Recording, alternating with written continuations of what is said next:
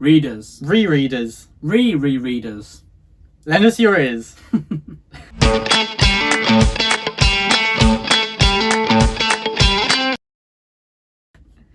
Good morning, welcome everyone to the Brothers Gwyn channel. Today, Ed and Will will be talking about books that we are just desperate to read again. Now, lots of these books are books that I read at an age. I don't know if they're the same for you, Will, but things that you might not have appreciated as much at your age, or as someone who wants to be a writer now, which I definitely do. I know that you're looking into writing your own stuff as well. It's stuff that you think, do you know what, this would be really good research for me, whether it's the time period, whether it's the style of writing, and we'll talk a little bit about that when we, as to why we chose these certain books. So, Will, what is your first book? I'm going to kick us off with one of my favourite authors of all time, and it's going to be Assassin's Apprentice by Robin Hobb.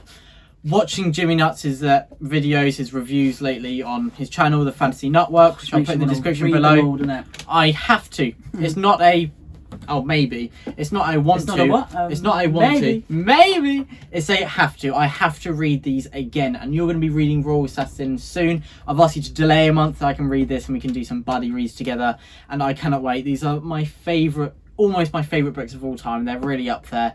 And this time I was a traitor last time and I skipped Live Ship Traders because I just wanted some more fits. Live Ship Traitors, you thought it meant.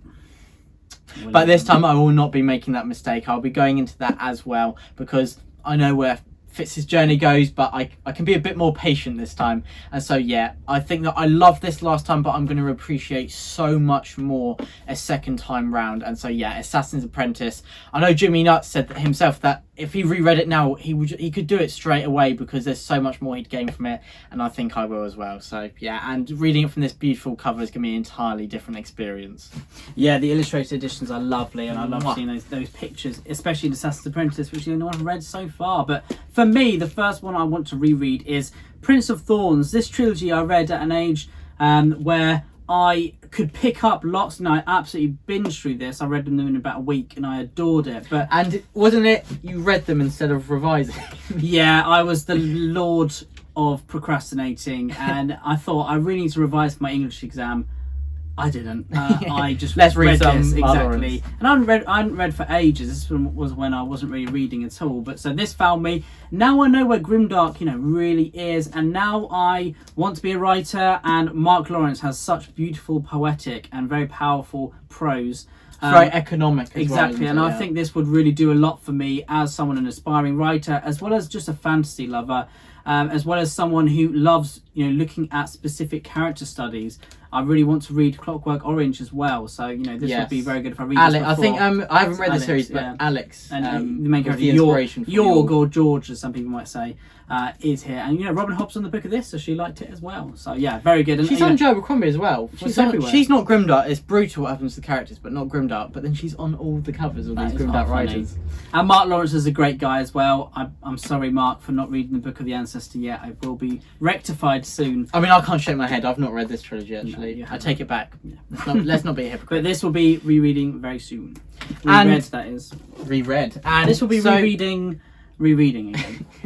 Onward, my head wrapping my way around that sentence. I know. But so I said with Assassin's Apprentice, I love it, but I'm being inspired to reread it because of Jimmy Nuts. And this is another book here, and this is Empire in Black and Gold. And this was the first book I read by Adrian Tchaikovsky, and I loved it. And I only got halfway through the series and I had exams, so I stopped reading it, and then for some silly reason just didn't return.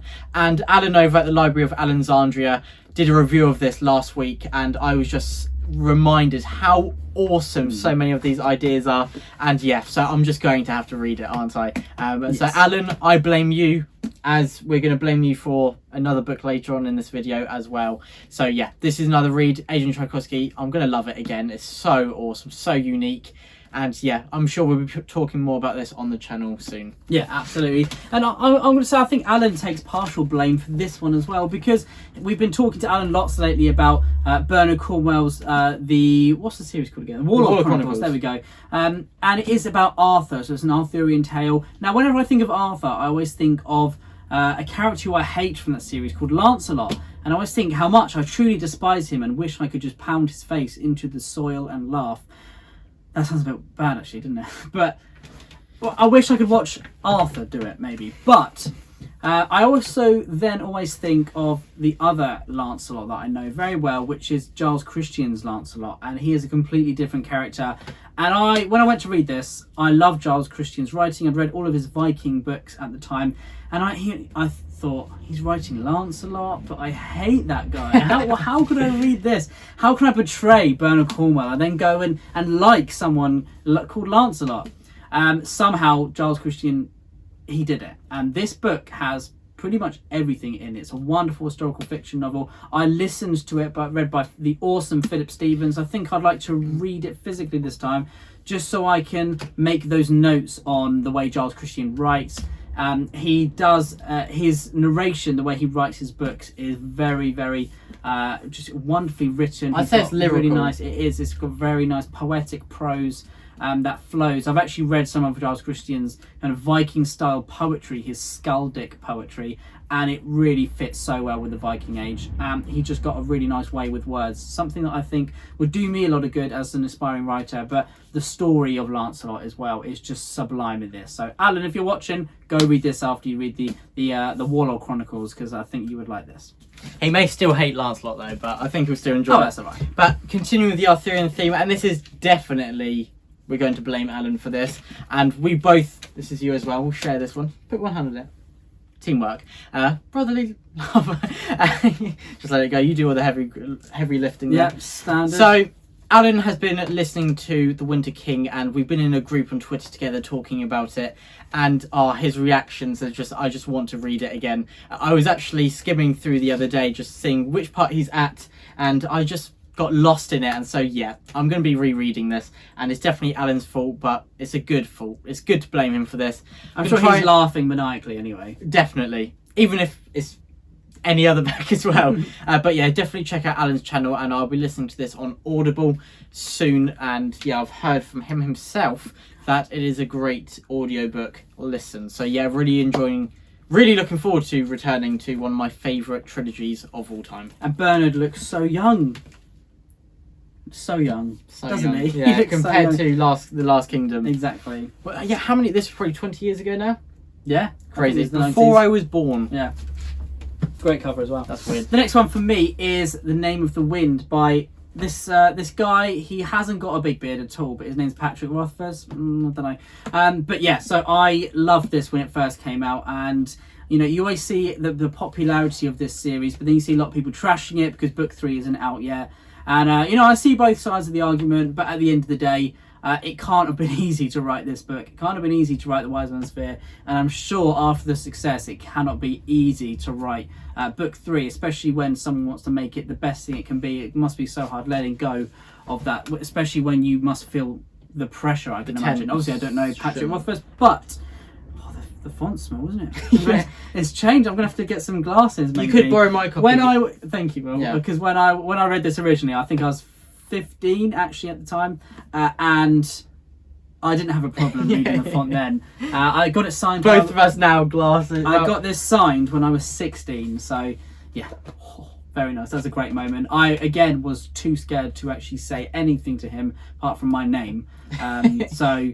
Didn't you go out there thinking I'm going to say this and that, and you just said Edward? Similar to when we spoke to Joe Abercrombie recently, it took me a while to actually realise that I had a tongue, that I had to use it. But luckily Joe was stuck with us for an hour rather than Patrick Rothfuss having a queue of people waiting, shoving me out the way. But anyway, he's got wonderful prose, great characters, a wonderful fantasy world. I love it when characters go to university or college or something like that, and they learn things. You know, it's something so enjoyable to read, whether it's learning to be warriors, learning to find the name of the wind as it is here, or anything else in between. So I can't wait to read this. You see everyone's reactions on Twitter, and it's like, okay, I need to do it quick. So yeah, looking forward to it. Awesome. And so now the next one's it's quite heavy. Oh, do you want me to lift that one for you, Will? No, I do not. Oh, you got your muscles so this on? this is a wonderful box set of The Hobbit and The Lord of the Rings. I cannot wait to go through these again. Ed, you're going to be reading them soon or listening to them. And I'm going to do it with you. And you have never read The Silmarillion and Unfinished Tales. Could you lift them two up? And Ed has never read The Silmarillion and Unfinished Tales. So Oh, both of them. both of them. And so Ed will be doing that for the first time. I'll be doing it with him. I cannot wait. And if you don't like it, you can leave the house and this channel will be over. But yeah, it'll be a great thing to end on. And no, Ed will love it. That's a fact. A threat, it sounds like, doesn't No, of course not. But yeah, I really think that you, to be genuine, I think you're going to love it. And this I would world, genuinely kill you if you yeah. did. But this world, it's hard to get better than it. This is a world you can just fully immerse yourself in. You don't even have to read the books to keep yourself busy for a month, do you? You can look at all the backstories of these two and look even further into And the artwork, especially appendices these, as well. Sublime. Is the artwork by? It is by Alan Lee. Adam isn't Lee, it? yeah. And What he's a just legend. exceptional artist. So yeah, really cannot wait. If you've watched the channel before, you know that these are some of my favourite books of all time. And so yeah, just cannot wait. Cannot wait. You look. You can tell I'm you know what, excited. Will? You look so happy. Actually. I am. That has made my day. It's been too long since I think I've actually read The Ceremony 3 times and Lord of the Rings twice. But yeah, so Lord of the Rings, I think it's been 2 years. Wow. And the next one on this list, the penultimate one for me, is Neverwhere by Neil Gaiman. This is my favourite book by Neil Gaiman. It is a standalone. It is so funny. It follows a similar idea of Harry Potter in the sense that there is the Muggle world and then the magical world, and the Muggle world is ignorant to the other side, but the magical world knows about both. And so in Neverwhere we have London above, which is our world. It's like and then Rivers of London, isn't it, as well? Yes, That exactly, yeah. Magical weaving, but in London as well. So, yeah, and then you've got London below, which has got all the magical creatures, the magic, the ingredients, all this, so many funny and very quirky things in it that Neil Gaiman loves to inject in all of his stories. And Neverwhere, it's about someone who is London above, and then he discovers this new world through being thrown into some trouble. And this has got some of the best characters I've ever read. Mr. Croup and Mr. Vandermeer are absolutely just, oh my, so hilarious. Two of the funniest characters, one of the best duos in fantasy.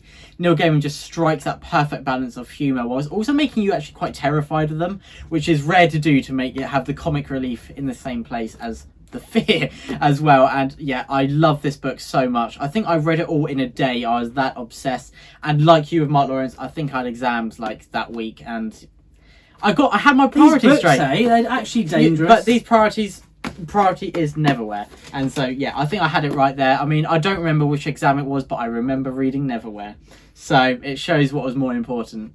Going back to Mr. Croup and Mr. Vandermeer, I saw that Sarah Reeds wrote on our video saying that she absolutely loves those two as a duo, and that, you know, trying to have that perfect duo where they, like you said, they strike the balance of fear and also humour as well is so hard, and it's something that not all authors can manage. So No. Neil Gaiman definitely hit a sweet spot there. Now the next one for me is another historical fiction, and it's something I read, I think I was about 14 at the time, and it's Emperor, Con Igudon's series Emperor. This is a 4-book series, all about Julius Caesar. So not the nicest of chaps, but somehow he made me really like Caesar in this. Now, At least you're honest about it. yeah, I know. I'm sorry, but it's true. Maybe I was very impressionable at the age, but when you I think you're about still it, impressionable now. Probably, I am very still. I've not changed since I was 15. Just Anyway. in size, slightly. Gone outwards. So, yeah, I loved this when I read it because it had this amazing story. Connigan has an amazing storytelling ability where he just sucks you in straight away, and these characters, you feel for them like I felt for Caesar. And he's got this perfect balance of action, character development, plot, and he manages to weave plot into both character development and action, and every single thing in this book feels like it plays a significant role in pushing the story forwards.